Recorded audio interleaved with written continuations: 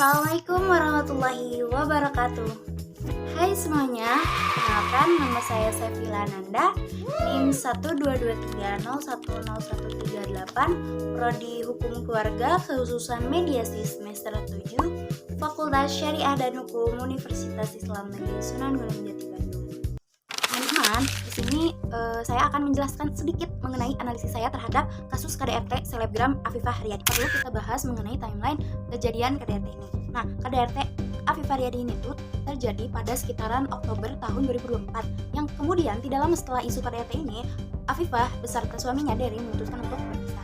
Perlu diketahui, ternyata menurut keterangan adiknya Afifah sudah mengalami kekerasan semenjak mereka masih pacaran. Namun ternyata kasus kekerasan ini tuh tetap berlangsung meskipun pernikahan mereka sudah dikaruniai buah hati bernama Afifah. Pada saat adanya laporan mengenai kasus KDRT Afifah Riyadi, nah dari sisi pihak suami, yakni Dery, mengklaim bahwa ternyata Afifah pun melakukan KDRT terhadap Dery. Nah, Dery ini tuh melampirkan bukti CCTV terkait kekerasan yang dilakukan oleh Afifah Riyadi.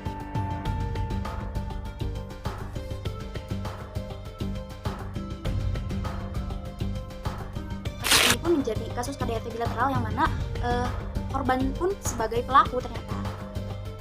Namun sangat disayangkan, ternyata pada saat Afifah melakukan kekerasan kepada Dery atau begitu pun sebaliknya, ternyata dilakukan di depan dia, sehingga yang meskipun masih kecil dia mungkin mengalami trauma terhadap perlakuan yang orang tuanya tampakkan kepada Victoria. Nah, setelah kita mengetahui kronologi secara singkatnya, mari kita langsung masuk ke analisis kasus KDRT selebgram Afifah. Pertama, mengenai bentuk kekerasan.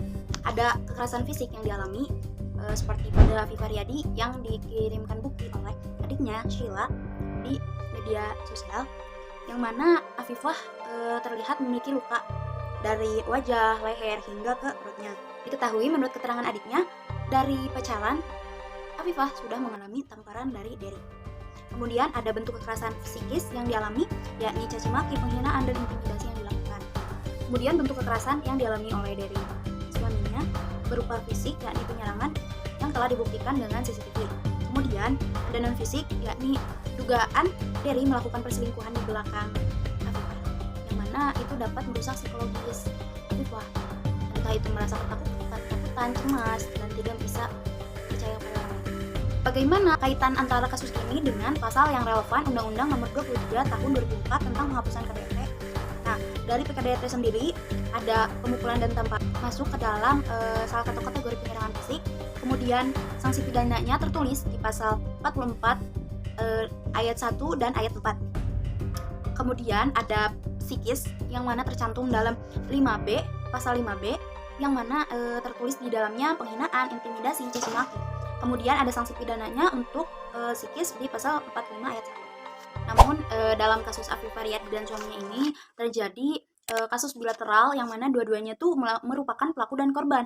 Maka di sini tuh butuh peran pemerintah untuk membuktikan, yakni bisa melalui visum atau sebagainya untuk membuktikan siapa yang memulai terlebih dahulu dan pihak mana yang lukanya lebih parah dan pihak mana yang lebih mendominasi terhadap kekerasan rumah tangga ini.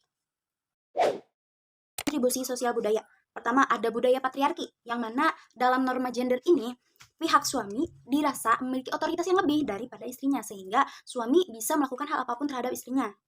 Kemudian ada posisi subordinat perempuan, yang mana meskipun Afifah Riyadi ini seorang influencer yang mandiri, tetap saja Afifah Riyadi itu sebagai seorang istri dan seorang perempuan yang mana menurut norma sosial perempuan tuh dituntut untuk menjadi subordinat serta menjaga keharmonisan rumah tangga. Nah, sehingga dalam norma sosial ini tuh seorang perempuan tuh dilarang untuk vokal terhadap hal-hal yang ia tidak sukai. Kemudian dalam stigma sosial dan citra publik, yang mana Afifah Riyadi ini telah memiliki pengikut yang sudah sangat banyak ya. Jadi kemungkinan untuk tuntutan tuh semakin tinggi karena dinilai Afifah Riyadi ini sebagai seorang contoh, yang mana Afifah sendiri pasti merasa sulit terbuka pada awalnya. Kemudian budaya menyalahkan korban, yang mana masyarakat Indonesia tuh terkadang menyalahkan orang-orang yang lebih vokal karena merasa kayak orang-orang tersebut tuh hanya mencari sensasi atau perhatian saja gitu. Sehingga rata-rata korban yang vokal sering dibully atau diserang, itu diserang balik. Nah, ternyata ada loh dampak dari ekonominya juga. Nah, ini tuh masuk ke ancaman dominasi, yang mana Afifa sendiri kan sebagai seorang influencer yang mandiri. Nah, dengan hal itu memicu ketidakamanan, insecurity pihak suami yang kehilangan dominasi, sehingga si suami itu membuat barrier dengan melakukan kekerasan psikis atau fisik untuk mengembalikan harga dirinya. Dengan itu, kasus Afifa Riyadi sebenarnya lebih didominasi oleh faktor sosial budaya. Kemudian kita masuk ke dalam implementasi prinsip hak asasi manusia dalam penanganan kasus KDRT Afifa Riyadi. Nah, merujuk pada CEDAW dan Undang-Undang HAM pasal 39 tahun 1999, pertama ada hak atas rasa aman dan keutuhan fisik, yang mana tercantum pada pasal 9 Undang-Undang HAM. Nah, di sini tuh Afifa Riyadi atau Derry bisa mengambil haknya, mendapatkan haknya untuk melaporkan ke Polda. Namun ada tantangannya, yang mana dalam pelaporan ini tuh mendapatkan ancaman balik dari pihak yang lain, karena pihak ini tuh termasuk pihak bilateral yang sudah dijelaskan. Kemudian ada hak atas keadilan dan perlindungan hukum yang tertera pada pasal 17 Undang-Undang HAM, yang mana dalam kasus ini tuh sudah diimplementasikan oleh kepolisian yang telah melakukan proses penyelidikan secara menyeluruh terhadap Afifah maupun Derry. Kemudian ada hak mendapatkan bantuan pemulihan yang tertera pada Undang-Undang PKDRT pasal 39. Nah, implementasinya itu ialah pelayanan pemulihan yang didapatkan seperti visum, bantuan medis, pendampingan psikologis pada masing-masing korban. Menurut CEDAW, pertama ada penghapusan diskriminasi. Nah, ini telah diupayakan karena kedua belah pihak telah diselidiki lebih lanjut, meskipun sekarang kasus tersebut itu tidak dilanjutkan. Terus, perlindungan hukum yang efektif ini mendapatkan tantangan karena kasus ini tuh termasuk kepada kasus KDRT bilateral, yang mana rada susah karena kedua belah pihak merupakan korban dan pelaku. Kemudian ada penyediaan mekanisme pengaduan yang telah tercapai karena Afifah sendiri telah melaporkan ke polisi, dan ini membuktikan bahwa mekanisme pengaduan tersedia dan dapat diakses. Dilihat dari Undang-Undang HAM 39 tahun 1999, menurut pasal 9, hak hidup dan keutuhan fisik alhamdulillahnya telah terlindungi karena Afifah dan Derry langsung berpisah, dan Afifah pun langsung mencari perlindungan dengan berupaya melakukan pelaporan. Kemudian pada pasal 17 mengenai hak atas keadilan, yang mana di sini tuh mendapatkan tantangan kembali karena yang bilateral tadi ya, terhambat jika tidak tahu siapa yang menjadi korban utama, siapa yang lebih mendominasi atau yang lukanya lebih berat. Kemudian pasal 52 mengenai perlindungan anak, yang mana harusnya sang anak Victoria itu mendapatkan perlindungan hukum, kemudian mendapatkan bantuan psikologis untuk menghilangkan traumanya sesuai Undang-Undang HAM dan Undang-Undang Perlindungan. Dalam perspektif etika kewarganegaraan terhadap korban dulu ya, perlindungan dan pemulihan yang diberikan, kemudian di dalam perlindungan dan pemulihan tersebut tuh tidak adanya victim blaming, yang mana seharusnya hukum menilai secara objektif, tidak melihat satu sisi atau memihak sisi manapun.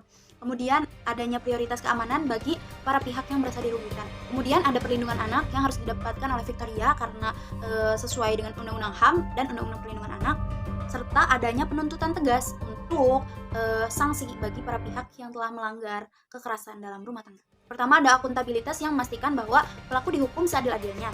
Kemudian ada rehab bagi pelaku agar pelaku tidak menjadi residivis KDRT. Bagaimana kalau dari segi sikap masyarakat? Jika terhadap korban, harusnya masyarakat tuh lebih berempati dengan menghilangkan stigma-stigma buruk terhadap korban, karena mau seperti apapun sikap korban sebelumnya, korban tetaplah korban. Kemudian adanya dukungan moral dan praktis dari masyarakat, karena terkadang korban-korban KDRT hanya perlu didengarkan atau dirangkul, tidak perlu yang berat. Kemudian ada menghormati privasi. Jadi jangan sampai masyarakat terlalu mengumbar masalah orang lain yang telah menghadapi KDRT. Sikap masyarakat terhadap pelaku. Nah, ini tuh pertama, untuk pelaku harus adanya penolakan moral dari masyarakat, karena masyarakat tidak boleh membenarkan apapun alasannya yang menjadi kekerasan. Kemudian ada akuntabilitas terhadap hukuman tersebut agar hukuman tersebut berjalan sebagaimana mestinya. Kemudian untuk merancang strategi agar KDRT ini tidak terulang kembali, pertama kita harus ada langkah preventif, yakni pencegahan dini. Nah, di sini langkah preventifnya ada pendidikan pranikah wajib. Relevansinya ialah mengenai kesetaraan gender dan komunikasi non-kekerasan resolusi konflik, di mana nanti para pihak yang ingin menikah harus dibimbing terlebih dahulu mana yang boleh, mana yang tidak boleh, mana yang hak, mana yang kewajiban masing-masing, agar satu sama lain mengetahui batasan-batasan yang boleh dilakukan. Kemudian ada penguatan ekonomi keluarga dengan membantu memberdayakan ekonomi baik itu ke perempuan maupun ke laki-laki, agar para pihak ini tuh saling mengerti tentang keuangan agar tidak adanya kesalahpahaman atau miskomunikasi. Dan ada langkah edukatif, yakni peningkatan kesadaran dan budaya. Nah, ini tuh ada kampanye anti kekerasan berbasis media sosial, yang mana nanti menormalisasikan zero tolerance KDRT, menghentikan victim blaming. Sosial media tuh kita harus menggembur-gemburkan bahwa tidak bolehnya KDRT. Ada edukasi sekolah komprehensif, yang mana sejak dini harus dibentuk melalui pendidikan-pendidikan kurikulum yang ada di sekolahan-sekolahan. Dan ada langkah represif atau penegakan hukum dan perlindungan korban. Pertama, ada sistem rujukan terpadu satu pintu, yang mana dalam sistem ini tuh terintegrasi dan mudah diakses. Kalau bisa langsung terhubung ke lembaga bantuan hukum terdekat agar sang korban tidak susah. Nah, kemudian melalui pendekatan berbasis komunitas atau community based approach. Pendekatan ini tuh sangat relevan untuk kasus KDRT ini. Nah, pertama adanya akses lokal. Di sini tuh ialah adanya berupa akses lokal ini tuh komunitas sebagai pihak pertama yang mengetahui adanya kekerasan. Kemudian ada pemegang norma, yakni perubahan norma budaya yang mendukung KDRT hanya dapat diatasi jika tokoh agama, tokoh adat, pemimpin komunitas dilibatkan sebagai mitra kunci. Kemudian ada jaring pengaman, yang mana komunitas itu dapat membentuk rumah aman bagi para korban KDRT. Kemudian ada mandatory rehabilitasi pelaku agar pelakunya menyesal telah melakukan perbuatan tersebut, sehingga pelaku dapat dihindari sebagai seorang residivis KDRT. Sekian dari saya, kurang lebihnya mohon dimaafkan. Wassalamualaikum warahmatullahi wabarakatuh. See you next time.